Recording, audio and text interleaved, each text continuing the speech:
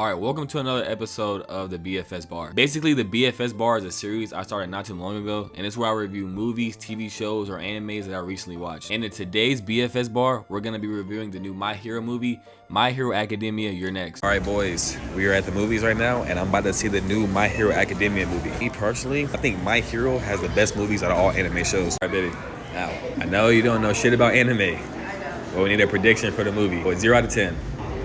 6. A 6? Yeah. It's solid, but I'm pretty sure she's gonna say 10 out of 10 when we leave, hopefully. So. Yeah, I don't know. Oh wait, hold on, say, damn nerd. Damn nerd. Boys, and we got lucky. We got blessed with an empty theater. Turn me up. Oh, I lied, there's 2 niggas at the top. Hey. Now, me personally, I've been watching My Hero Academia since it came out when I was in high school. I think it came out, 2016, if I'm not wrong. But I've been watching My Hero Academia since its release, and I'm not gonna lie, it's one of my favorite animes, and it might even be top 5 for me. And if we're talking about anime movies, I think My Hero Academia has the best movies when it comes to all animes. Now, there's other animes that have good movies, like Dragon Ball Z, for example, but as far as like storyline, plot, animation, fight scenes, like the movie as a whole, I think My Hero takes the cake when it comes to anime movies. Now, I didn't watch the first My Hero Academia movie, but I watched the second and I watched the third one. Now, when I watched the third movie, our movie theater actually gave us these little My Hero Academia mangas for the movie, which is kind of crazy because I'm not gonna lie, my movie theater back home is buns. Like, they never do anything for movies, like no special popcorn buckets, nothing like that. So I was really surprised when they handed out these little mangas you get when you watch the movie. But I'm gonna let it focus, but even the back of it has Pino on the back and like little details about the movie. I thought that was a cool little thing they did because, like I said, my movie theater is trash. I didn't think they were gonna do anything like this, so that was actually like a cool little gift. Now, to my knowledge, there's 4 My Hero Academia movies, I think. The second one was perfect. It was my favorite by far. The third one, I really enjoyed this one. And this one right here, the fourth one, I'm gonna put this one right behind the second and third one. And I never watched the first one, so I can't rank it, so I'm just gonna put it last at the fourth. I enjoyed this movie as well. I don't think it's on the same level as the second and third one, but I think it's still a good movie nonetheless. I'm gonna start off with what I liked about the movie. First things first, the animation was top tier, I'm not gonna lie. Now, the animation was great. From the way they showcase characters' quirk to the characters themselves, and to just the way the movie looked in general, I really liked the animation. Now, a place where I think their animation shines the best is when they showcase Dark Might in this movie. His quirk, I'm not gonna lie, me personally, I'm not really a big fan of his quirk. I think it's cool and all, but I think there's better quirks out there. But the way they showcase this man's powers, I think this is where the animation shines the best. Now, I'm gonna try the best and not spoil the movie in this video, but when Dark Might uses his quirk, it was like this energy or force field that they animate, and the way it moves, it looks so much more different than any other animation on the screen. So you can clearly like point it out, and it clearly like makes a difference on the screen. It's just a different way they showcase their art and their animation in the movie, and it's really unique. And another positive that I had about the movie is that the fights were pretty good. When you watch an anime, there's usually 2 things you look for: a good storyline and good fight scenes, and this movie had good fight scenes. And one thing that I was looking for in this movie, I hope they didn't make Deku that little crybaby bitch that they show him as in every single season. Now, I've been waiting so long for this nigga Deku to turn up and use One for All and go crazy with all the quirks that he has, and this movie does a great job of showing all his powers and how he can use them differently in each scenario of the movie. Like, this man Deku was flying across the screen, using Dark Whip, using his strength, using his speed, using everything that you can name of, all his powers, the way he was using them. I actually enjoy how they actually show him going off for once and not being that little simp ass crybaby that he's in the majority of the show. Now, I'm not gonna sit here and lie and say he isn't himself during the show, because it wouldn't be My Hero without Deku acting like Deku, but he does turn up in the movie eventually, and I'm glad he's finally showcasing how strong he is and how he's gonna be the #1 hero one day instead of being damn near like as strong as a side character. Like, he's the main character of the show, so I need him to get active and show how strong he is, and you're finally getting to see how strong Deku actually is. Now, the major negative that I had about the show, and this is probably the biggest one, and a lot of you guys probably gonna agree with me, man. The one thing that I just can't stand about this show, bro. Why was my nigga Mineta not getting more screen time? Now, being the funniest character, the best looking character, the strongest character in the show, my nigga Mineta needs more screen time, bro. Now, I don't know how many of you guys are gonna agree with me, but Mineta is my favorite character in My Hero Academia, and me personally, he had his moments, but I'm gonna need more Mineta in the future. I understand he's a side character, he's not that big of a deal, but Mineta is the GOAT. If you know, you know, Mineta is the GOAT, bro, hands down. Now, there's one scene in the show, it's hilarious. Now, it's kind of a spoiler, but not really. Now, basically, there's this woman who works for Dark Might, and she has a quirk that can knock you out and put you in a dream or in a trance, right? And the whole time you're knocked out and you're dreaming of something that makes you happy. Now, majority of the people that got knocked out, they were dreaming of common stuff you would think people would dream about. Now, in Genium, he was dreaming of like running beside his brother brother that died earlier in the series. And then Todoroki's, I'm not gonna lie, his kind of hit my feels a little bit. His shit was sad. When he got knocked out, he was dreaming of just having like a functional, loving family, because we all know Todoroki's backstory. Basically, his dream was simple, which is why it was kind of sad. He just had a dream of having like his family outside playing and laughing and loving each other, which is, that's kind of crazy, I'm not gonna lie. Something that everybody takes for granted, that's what he wished for. But then when it went to Mineta and the guy that has the electricity quirk, I forgot his name, so y'all don't kill me in the comments, I might be a casual. I forgot the electricity quirk guy's name. But when him and Mineta got hit with the quirk and they were in their dream, they literally were dreaming about being surrounded by women. And if you guys know Mineta and the way he talks and like how he acts, bro, the shit was so funny. All it does is pan to them and they're just like skipping around women and just laughing their ass off. That shit was so funny, bro. And now we're gonna talk about the main villain, Dark Might. Now, I have a positive and a negative about Dark Might. Now, a positive, I think Dark Might was a good villain for the movie, but I think like the reason why he did what he did was kind of bland. So basically, if you can't tell already, Dark Might is trying to be All Might. Like, he looks exactly like All Might. Well, not exactly, the nigga's kind of cooked. Like, he's trying to like All Might, but you can clearly see that's not All Might. Basically, the way he talks, the way he acts, and his quirks, I do like it. But like the reason why he even chose his name Dark Might was because he was having a conversation with All Might. So basically, in the beginning of the show, he was hurting a bunch of civilians and he wasn't really caring for him. And All Might was like, and he got on a one-on-one call with All Might, and All Might was like, I don't like what you're doing, you gotta stop. And then he was kind of embarrassed because he thought All Might was gonna be proud of him.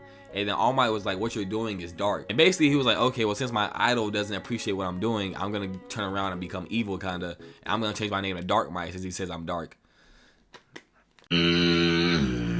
Now I mean like it does make sense, but at the same time, bro, that's so bland. That's like lazy writing in my opinion, but it is what it is. It's not a big deal, so I'm kind of nitpicking really. Also, I do like the addition of the 2 characters they added for the movie. Every My Hero movie, they always add different characters like to keep it fresh. Now the second movie, it came out a while ago, so I can't remember the main villain, but he's not canon to the series. And then in the third movie, they had the goat Pino in there, and he's not canon to the series either. And in this movie, they added Dark Might and then his little minions. And they also added 2 characters named Julio and Anna. Now I'm gonna get straight to it. Julio was like that, I'm not gonna lie. Now this nigga Julio was literally the definition of aura. In the beginning, Deku was like trying to fight some villain around the city. Next thing you know, all you see is Julio pull up beside him in this red motorcycle, helmet on, and his arm is a blick. Like, his backstory is that he used to work for this character named Anna, and he lost his arm.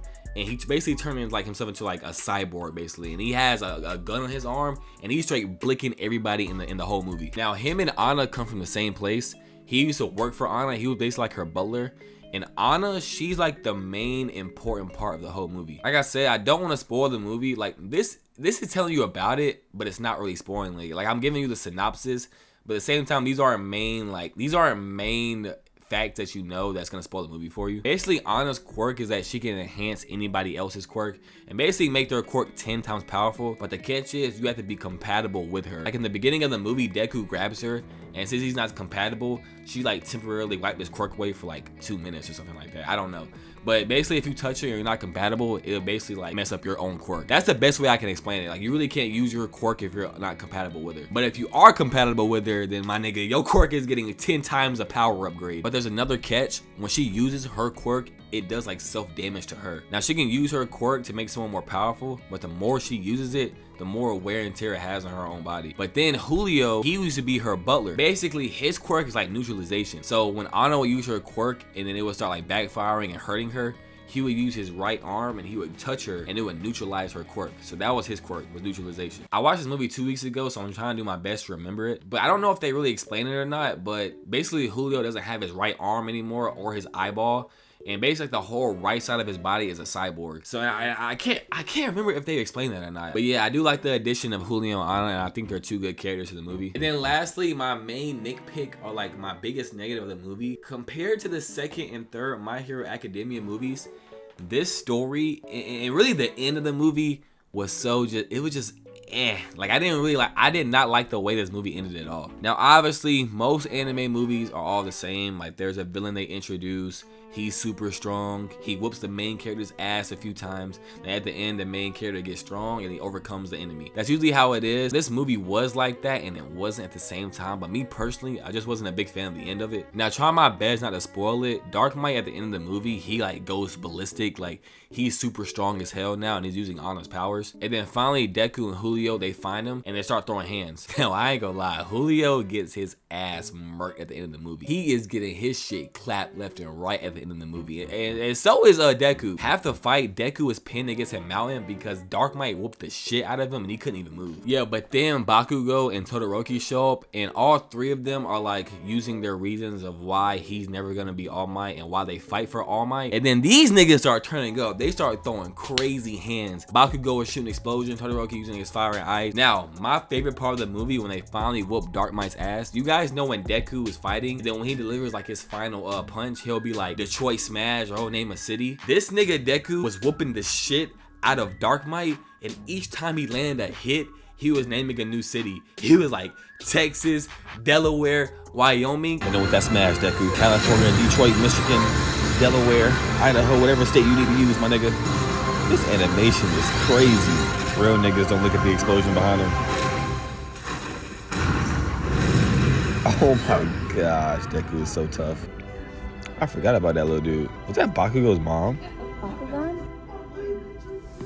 The hell you just said? Yeah, this girl said Bakugan. And I'm from South Carolina, and when he said Carolina Smash, oh, I was in the movie like, oh, this is peak. This is peak. I was like, hold on, did this nigga Deku just shout the Carolinas? That's why he low-key twin for real. But yeah, he goes on, names like 50 different states, and then he just smacks the shit out of Dark Might. And then you think it's over, but no. Dark Might gets one last power up and he turns to some kind of crazy ass beast. I ain't gonna lie, I am kind of spoiling it for you guys, so I apologize if you ain't seen it. But I'm gonna stop it right there. Basically, you guys already know. At the end of the movie, obviously they defeat Dark Might because, I mean, come on, it's a movie. You guys already know that. That's not a spoil. You guys know they're gonna defeat Dark Might. This last fight when him, Todoroki, and Bakugo were going crazy on Dark Might, and when he was naming every single state, when he was smacking the shit out of Dark Might, this is really where the animation and the fighting takes a cake. It was very enjoyable to watch. Then the whole point is like Anna's still using her quirk to make Dark Might like super powerful. And the whole movie is trying to save her from not overusing her quirk and they're trying to rescue her. Julio, like I said, the guy that has the quirk of neutralization with his arm got cut off earlier, like I said. So he can't use his arm, he can't use his quirk because his arm got cut off. I ain't gonna lie, I take my word back. This is gonna be a spoiler to the movie, but I have to spoil the movie right here because if I don't, you guys will think I'm gonna be overreacting or I'm gonna be like nitpicking the movie too much. But this is really the reason why I don't like the ending, because the whole point of the movie is that Julio is trying to kill Anna because she made him a promise back when he was working for her. She said, if my quirk ever gets put into the wrong hands and I use it for evil, please just kill me. And he was like, Anna, I can't do that. But she was like, no, Julio, promise me you'll kill me. So the whole movie, this nigga Julio was trying to quickscope her brains out of her head. Like he's trying to turn into Phase Jeb and hit a 360 no scope and really knock her head off her shoulders. But this nigga Deku intervenes every single time and stops him from killing her. And if you really think about it, if Deku just stopped cock blocking and let Julio kill Anna, the movie would have been over in like 20 seconds. But obviously nobody would watch that. So going to the end of the movie, Dark Might is forcing Anna to use her quirk and she's like overusing it and make him the strongest he's ever been the whole movie. And then, bro, Julio comes and puts his hands on her. And I'm just like, I thought he couldn't use his quirk because he has no right arm anymore. Like the shit's literally cut off. He has a robot arm. And then he touches her and then she buffs him and he neutralizes her quirk. Now, I know her quirk is making people stronger, but like, I feel like, I don't know, like if the whole point is he can only use his right arm, I'm trying to figure out how he can still use his quirk if his whole right arm is cut off. But I don't know, maybe I'm being too much of a nitpick, I don't know, but I was like, that's kind of like a lazy way to end the movie. But it is what it is. The movie was still good in my opinion. Now, I know I was yapping a whole lot of this review, but if we slide My Hero Academia into the BFS bar, I'm gonna personally give it a 7.5 out of 10. I do recommend you guys should go watch this movie. I don't know if it's still in theaters. Like I said, I'm coming out with this review hella late. I watched it 2 weeks ago when it came out, and now it's like October 26th, yeah.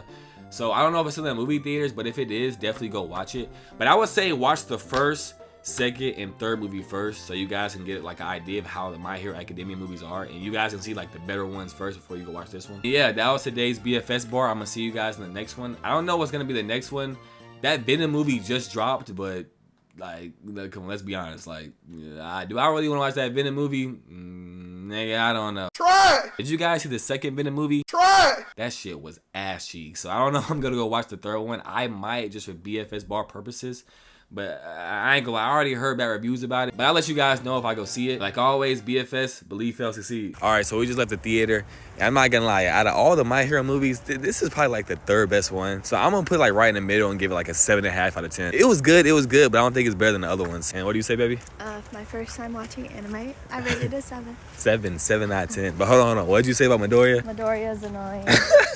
This girl said Deku was annoying, and she's her first time watching anything anime. That's how you know Deku as an MC is like one of the most annoying main characters of all time, bro. If she's her first time watching it and said he's annoying. Let's have sex in the bank, telling her open a safe.